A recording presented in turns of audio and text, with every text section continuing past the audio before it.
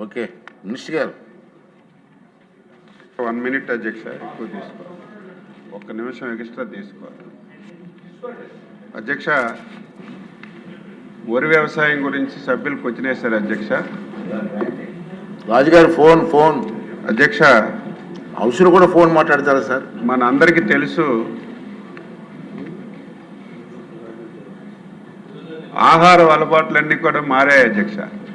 ఒకప్పుడు అందరం కూడా వరి అంటే చాలా ప్రీతిపాత్రమైనటువంటి పంట, ప్రతి ఒక్కరూ తెల్లన్నం అంటే చాలా ఇష్టంగా తిన్నటువంటి రోజులు కూడా గతంలో ఉండే.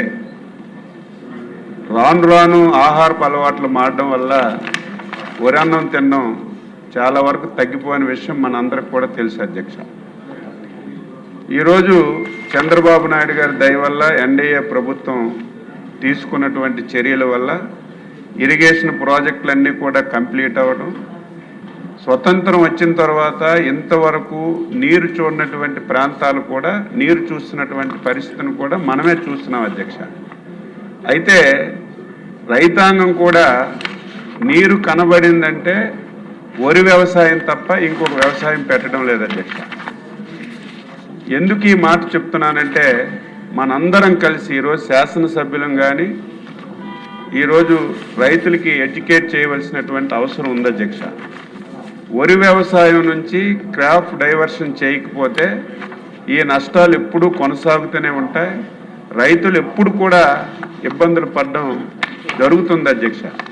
అందుకే ప్రభుత్వం కూడా ప్రధానంగా దృష్టి పెట్టి వరి నుంచి క్రాప్ని డైవర్ట్ చేయడానికి అన్ని విధాల ప్రయత్నం చేస్తూనే వరిలో కూడా అధ్యక్ష నాణ్యమైనటువంటి రకాలు, ఇప్పుడే గౌరవ శాసనసభ్యులు చెప్పినట్టుగా ఎవరు తీసుకున్న ఈరోజు కోటా బియ్యం ఇచ్చినా, హాస్టల్స్కి మనం రైస్ ఇచ్చినా ప్రతి వారు స్పెషల్ వెరైటీ అడుగుతున్నారు తప్ప కామన్ వెరైటీ ఎవరు తిన్నటువంటి పరిస్థితి కూడా లేదు అధ్యక్ష. ఇంకొక దారుణమైనటువంటి పరిస్థితి ఏంటంటే, ఇతర దేశాలకి ఎక్స్పోర్ట్ చేయడానికి కూడా అవకాశం లేనటువంటి పరిస్థితి. దీనివల్ల ప్రభుత్వాల మీద భారం పడడం ఒకటైతే, పండించిన రైతుకు కూడా గిట్టుబాటు ధర రాక చాలా ఇబ్బందులు పడుతున్నారు అధ్యక్ష. అందుకే మేము ఫస్ట్ పేజీలో చంద్రబాబు నాయుడు గారి నాయకత్వంలో ఏవైతే రాయలసీమ జిల్లాలు ఉన్నాయో అప్ టు ప్రకాశం జిల్లా వరకు ఒక 15 లక్షల హెక్టార్లలో క్రాప్ డైవర్సిఫికేషన్ చేయాలని చెప్పి ఒక ప్రణాళిక వేసుకున్నాం. దానికి హార్టికల్చర్ హబ్గా తయారు చేసి మొన్ననే ముఖ్యమంత్రి గారు చెప్పారు, నేను చెప్పాను, కేంద్ర ప్రభుత్వం 30,000 కోట్లు, ప్రైవేట్ విధానంలో 70,000 కోట్లు తీసుకొచ్చి మొత్తం హార్టికల్చర్కి తీసుకురావడానికి ప్రయత్నం చేస్తున్నాం. తప్పనిసరిగా కొన్ని ప్రాంతాలు వరి పెట్టాలి అధ్యక్ష. ఈరోజు ఈస్ట్ వెస్ట్ ఉంది, పల్లం ప్రాంతాలు వరి తప్ప ఇంకొక ఆల్టర్నేటివ్ లేదు. కానీ చాలా ప్రాంతాల్లో మనం డైవర్షన్ చేయడానికి అవకాశం ఉంది. దయవుంచి శాసనసభ్యులు రైతులకి ఎడ్యుకేట్ చేయాలి, డైవర్షన్ చేసి అధ్యక్ష. ఒక చిన్న ఎగ్జాంపుల్ అధ్యక్ష, ఇది కూడా రైతులు తెలుసుకోవాలి. వరి అధ్యక్ష మనం పండిస్తున్నాం, సంవత్సరం అంతా కష్టపడితే ఒక ఎకరాకి 6,000 రూపాయల ఆదాయం వస్తుంది అధ్యక్ష వరి పండిస్తే. అదే మనం కంది పండించామంటే ఒక ఎకరాకి దాదాపుగా మనకి 26,000 వరకు లాభం వస్తుంది అధ్యక్ష, వ్యత్యాసం అధ్యక్ష. అదేవిధంగా మినుములు పండిస్తే మనకి ఒక ఎకరాకి దాదాపుగా 21,000 లాభం వస్తుంది అధ్యక్ష. అదేవిధంగా జొన్న పండిస్తే ఒక ఎకరాకి 16,000 లాభం వస్తుంది. అదేవిధంగా పామాయిల్ అధ్యక్ష, చాలా బెస్ట్ క్రాప్ ఈ రాష్ట్రంలో ఏదైందంటే పామాయిల్ అధ్యక్ష. చాలామందికి కూడా తెలుసు, పామాయిల్లో ఇంటర్ క్రాప్ కూడా వచ్చింది. ఈరోజు కోకో వేస్తున్నారు, కొన్ని దగ్గర మిరియాలు వేస్తున్నారు, అదనంగా కూడా లాభం వస్తుంది. ఈరోజు పామాయిల్ వల్ల ఒక రైతుకి ఒక సంవత్సరానికి 1,50,000 లాభం వస్తుంది అధ్యక్ష. 20,000 ఇస్తున్నాం, ఎప్పుడు ఈ రాష్ట్రంలో ఎవరికి ఇవ్వనటువంటి ధర ఇస్తున్నాం. ఈరోజు దానికి కావలసినటువంటి అన్ని సదుపాయాలు కూడా ప్రభుత్వమే సమకూరుస్తుంది అధ్యక్ష. వాళ్ళు డైవర్షన్ అవుతామని చెప్తే ఇమీడియట్గా ప్రభుత్వం యాక్షన్ తీసుకొని వాళ్ళకు మొక్కలు ఇస్తున్నాం, సలహాలు సూచనలు ఇస్తున్నాం, డ్రిప్ ఇస్తున్నాం, స్ప్రింక్లర్ ఇస్తున్నాం, మళ్ళీ కొనే కార్యక్రమం తీసుకొని ఈరోజు పామాయిల్కి చాలా ప్రోత్సహిస్తున్నాం. దయవుంచి శాసనసభ్యులందరూ కూడా డైవర్షన్ చేయకపోతే రైతుకు మేలు జరిగే పరిస్థితి లేదు.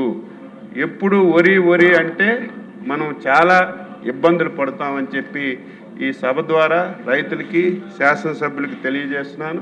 తప్పనిసరిగా వరి కూడా కొంత అవసరం. దానికి ఇప్పటికే మా వ్యవసాయ విశ్వవిద్యాలయ సైంటిస్టులకి అందరికీ ఆదేశాలు ఇచ్చాం. ఏదో పాత వరి వంగడాలు కాకుండా ఇప్పుడు వరి వంగడాల్లో కూడా మార్పు తీసుకొచ్చి ఎవరైతే తింటున్నారో, ఎవరైతే యూసేజ్ చేస్తున్నారో ఆ రకాలని మనం ప్రోత్సహించాలి. ఆ రకాల విత్తనాలకే మనం సబ్సిడీ ఇవ్వాలని ఒక నిర్ణయం తీసుకొని ముందుకెళ్తున్నామని కూడా ఈ సందర్భంగా తెలియజేస్తున్నాను.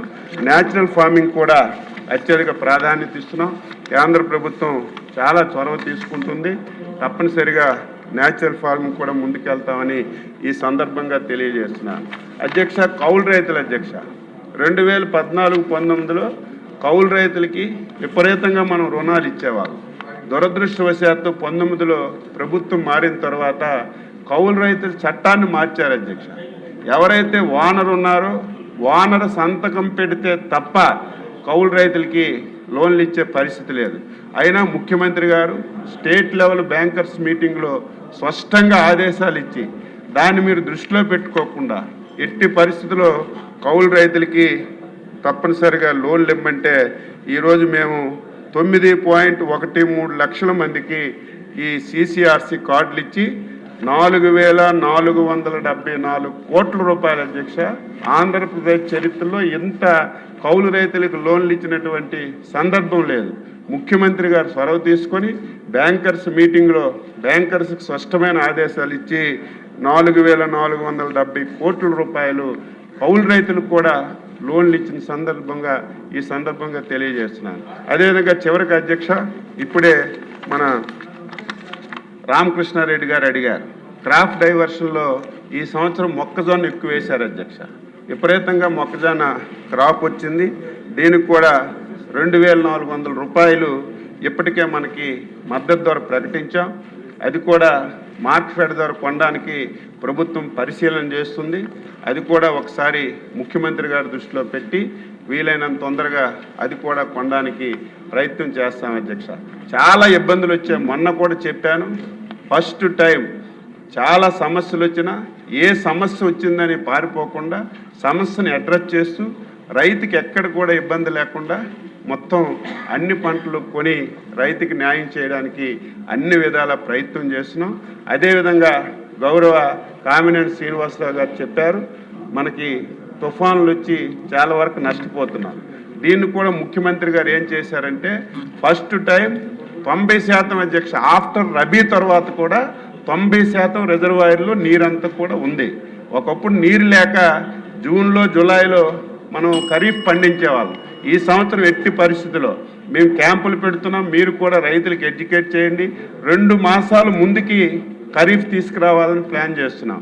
రేపు మే నెలలోనే ఖరీఫ్ వస్తే 2 మాసాల ముందు మనకు ఖరీఫ్ పండితే ఎప్పుడైనా సరే అనుకోకుండా విపత్తులు వస్తే దాని బారి నుంచి తప్పించుకొని రైతుకు మేలు చేయడానికి అవకాశం ఉంటుంది.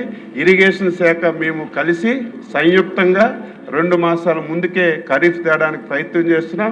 శాసనసభ్యులు కూడా మీ ప్రాంతాల్లో మీరు రైతులకు ఎడ్యుకేట్ చేసి మీరందరూ కూడా సహకరించాలని ఈ సందర్భంగా తెలియజేస్తున్నాం. క్వశ్చన్ నెంబర్ 199 అండి, దేవాదాయ శాఖ మంత్రి గారు.